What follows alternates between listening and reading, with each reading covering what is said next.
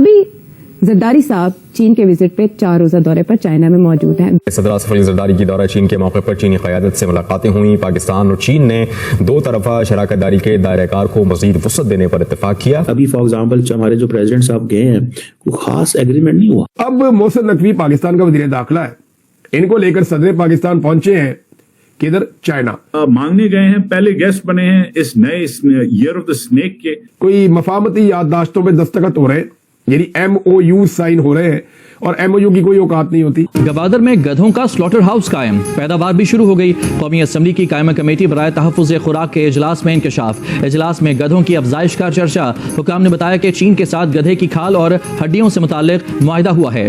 तो ये सब मिल के चाइना के सदर शी जिनपिंग के पांव पकड़ने गए हैं कि माई बाप कुछ करो, मदद कर दें, हम गरीब लोग हैं, क्या करें। कि दुश्मन के आगे जबरदस्ती वो हमें डिफॉल्ट करा के ये कहें कि हम आपके एटमी हथियार कॉम्प्रोमाइज कर रहे हैं, उससे बेहतर ऑप्शन हमारे पास ये है कि हम मुसलमान मुल्कों के साथ एक सिक्योरिटी कोलैबोरेशन करें, न्यूक्लियर कोलैबोरेशन करें, अपनी न्यूक्लियर टेक्नोलॉजी एक्सपोर्ट करें लीगली और उससे अपना फॉरेन एक्सचेंज कमाएं। ये बेहतर ऑप्शन है। अपनी बुजदिली को छुपाने के लिए 50 नाटक करते रहे कि फला उठा लेगा, फला पूछ लेगा, ढिका पूछ लेगा, नहीं तो फिर घर में बैठ के जूते खाते रहो। पहले जब हमारे लीडर चाहते थे तो CPEC की बात होती थी, ठीक है जी। अब वो कहते हैं जी दोनों ने बात की है CPEC को एक्सपैंड करने की। कहां CPEC एक्सपैंड हो रहा है, कौन सा हो रहा है? पाकिस्तान की डिस्को डांसर आवाम को मैं ये बताना चाहूंगा कि ये खबरें नहीं लग रही इंटरनेशनल मीडिया पे जो आप चाह रहे हैं। आसिफ अली जरदारी साहब के इस विजिट से क्या टारगेट्स हैं? देखिए, चाइना के बारे में हमने इस प्रोग्राम में जिक्र किया है कि Chinese are very upset with Pakistan, और चाइनीज ये इल्जाम लगा रहे हैं आपके ऊपर कि आपने अमेरिका के कहने के ऊपर इसको रोक दिया। हम लाते हैं टॉक शोज और अनलिमिटेड एंटरटेनमेंट सिर्फ YouTube पर। अगर आपने अभी तक हमारा चैनल सब्सक्राइब नहीं किया तो अभी सब्सक्राइब करें और बेल आइकॉन को क्लिक करके हमारी लेटेस्ट वीडियोस के बारे में अपडेट जानें। और ये जो रुकावट हुई है ये खान साहब के जमाने, इमरान खान के जमाने में हुई थी। उससे पहले एक इशू बना था between the establishment and Nawaz Sharif. Establishment ये चाहती थी कि CPEC जो है उसकी सेक्रेटेरिएट बने और वो एक रिटायर्ड या सर्विंग जनरल के हवाले की जाए। खान नवाज शरीफ साहब कहते थे नो, ये सिविलियंस का काम है। इसके ऊपर भी झगड़ा हुआ था। अच्छा। जैसे ही नवाज शरीफ साहब की हुकूमत गई, इमरान साहब की गवर्नमेंट आई, तो उन्होंने कहा जी अब हमें CPEC हमारे हवाले करें। तो CPEC फिर आपको याद होगा कि एक और बाजवा साहब हैं, उनके हवाले कर दी, बाजवा साहब उनके हवाले कर दी गई थी। और वही है जिन्होंने इमरान खान के लिए सोशल मीडिया का सारा बनाया था, करता धरता, ठीक है। तो उसके बाद उनको बना दिया, सेक्रेटेरिएट दी और बना दिया, अथॉरिटी बना के उसका चेयरमैन बना दिया। मगर फिर ये शुरू हो गई कैंपेन कि IMF के पास जाना है कि नहीं जाना। IMF की ये डिमांड थी अमंग्स्ट अदर डिमांड्स कि जो आपने एग्रीमेंट्स किए हैं विद चाइना, वो उसकी सारी एग्रीमेंट्स की कॉपी हमें दिखाई जाए। हम देखना चाहते हैं कि कितनी महंगी या सस्ती एग्रीमेंट्स थी, कब आपने पैसे वापस करने हैं, और क्या हमारे पैसे जो हम आपको देने लगे हैं, क्या ये पैसे आप इस्तेमाल करेंगे चाइनीज़ लोन्स को रीपे करने के लिए, या जो काम जिस काम के लिए हमने आपको कहा वो करें उसके लिए होंगे। तो उस वक्त ये सारी चीज़ें एक किस्म की रुकावट बननी शुरू हो गई थी।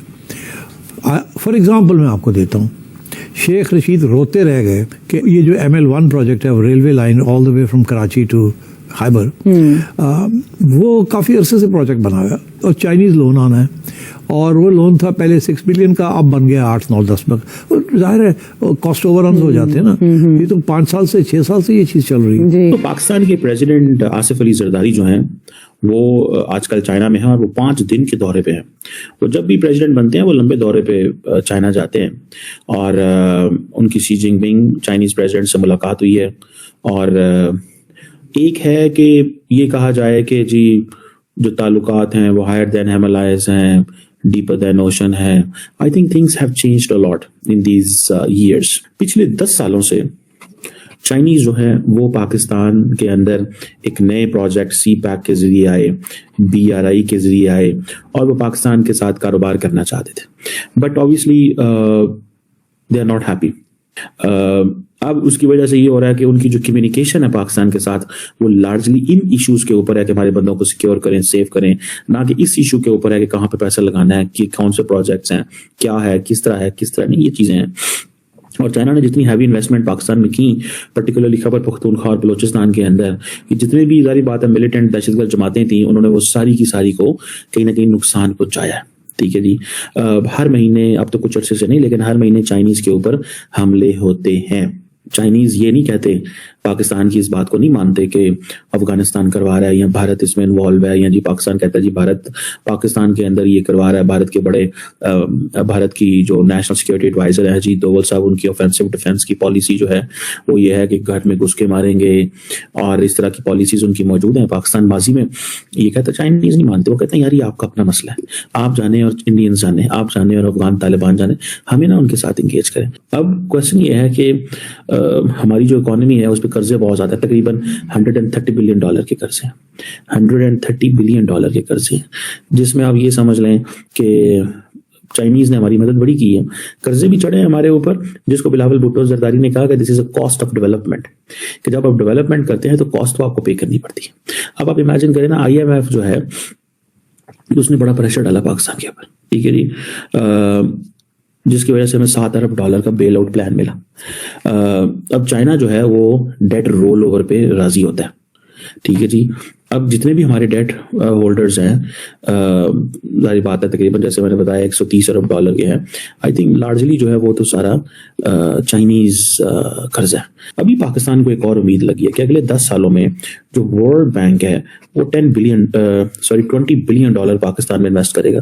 अब ये बातें की जा रही हैं, देखिए जी चाइनीज पैसा वो तो सारी की सारी डेट्स है, वो तो कर्जा है, लेकिन जो वर्ल्ड बैंक पैसा लगाएगा वो डेट नहीं है, वो क्या है, वो आपके सपोर्ट करेगा रिकंस्ट्रक्शन, रीबिल्डिंग, न्यूट्रिशियस जो बच्चों के लिए और इस तरह के जो प्रोजेक्ट्स हैं उसमें वो इन्वेस्टमेंट करेगा।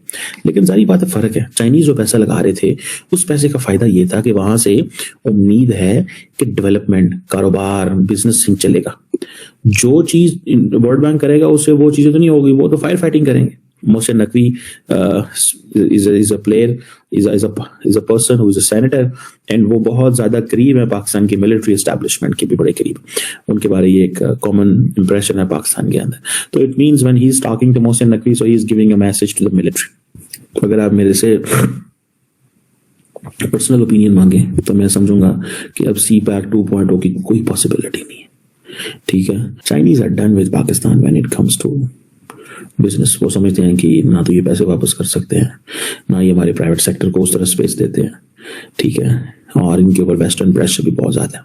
हमने अपने नुकसान किया, चाइनीज का क्या है, लेकिन ये है कि हम वो जिसे कहते हैं ना, करें करते ना करते तो क्या करते।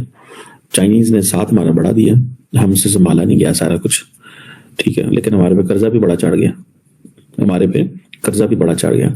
आजिज दोस्तों, पाकिस्तान के प्रेसिडेंट के इस ट्रिप में पाकिस्तान की सारी पॉलिटिकल लीडरशिप मौजूद है। सारी से मतलब जो गवर्निंग है, सबसे बड़ी पाकिस्तान की पॉलिटिकल पार्टी है पाकिस्तान आर्मी, तो उसके रिप्रेजेंटेशन कर रहे हैं मोहसिन नकवी जो कि होम मिनिस्टर होते हैं, जाहिर वो आर्मी के टट्टू हैं।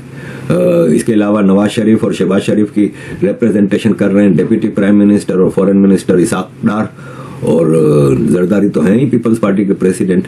तो ये सब मिल के चाइना के सदर जी जिनपिंग के पांव पकड़ने गए हैं कि माई बाप कुछ करो, हमारा CPEC बंद हो गया है, हमारा जब चाइनीज लोगों का कत्ल हुआ पाकिस्तान में तो आपने पाकिस्तान में इन्वेस्टमेंट बंद कर दी है, आप थोड़ा बहुत लोन रोल ओवर कर लेते हैं, लेकिन नई इन्वेस्टमेंट, नया पैसा तो कुछ आ नहीं रहा, तो कुछ मदद कर दें, हम गरीब लोग हैं, क्या करें। तो अजीज दोस्तों, भीख मांगने का सिलसिला जारी है। तो आपको ये वीडियो कैसा लगा कमेंट बॉक्स में जरूर लिखिए, इस वीडियो को लाइक कीजिए, शेयर कीजिए, सब्सक्राइब करना ना भूलिए आपके चैनल EFC.Z को। मिलते हैं अगली वीडियो में। जय हिंद।